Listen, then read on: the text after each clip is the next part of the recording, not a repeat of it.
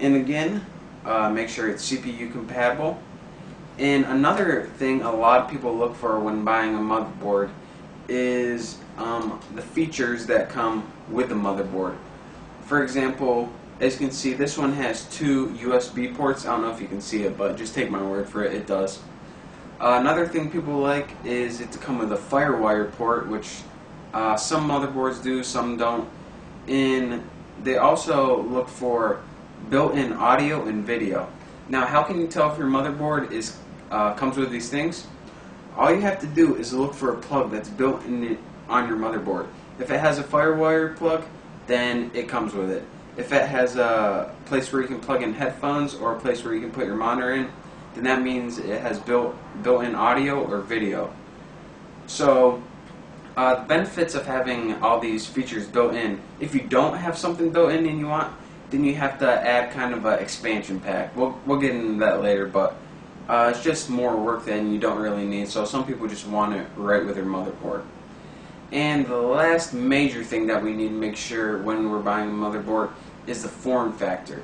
Now, what the form factor is pretty much the shape of the motherboard. This has nothing to do at all with like a performance or anything. We just have to remember what form it is, because when we buy our case, we have to make sure it fits in. We can't buy a motherboard that's 3 feet wide and a case that's only 6 inches wide. So, what I went with today for my build is we went with a PCI chips, which is the brand name. We went with a micro ATX for our form factor. Our front side bus is 1000 megahertz, which is a pretty sweet front side bus. And I also got onboard audio and video, which means we don't need any expansion. Our audio and video is built right in, so that's very handy. So now that we got our motherboard picked out and we learned the basics of choosing a motherboard, now one point I want to stress is the main thing with a motherboard is the compatibility with other parts. Therefore, what kind of motherboard you choose is kind of dependent on the other kind of parts that you want. So make sure that when choosing a motherboard, all your parts are compatible.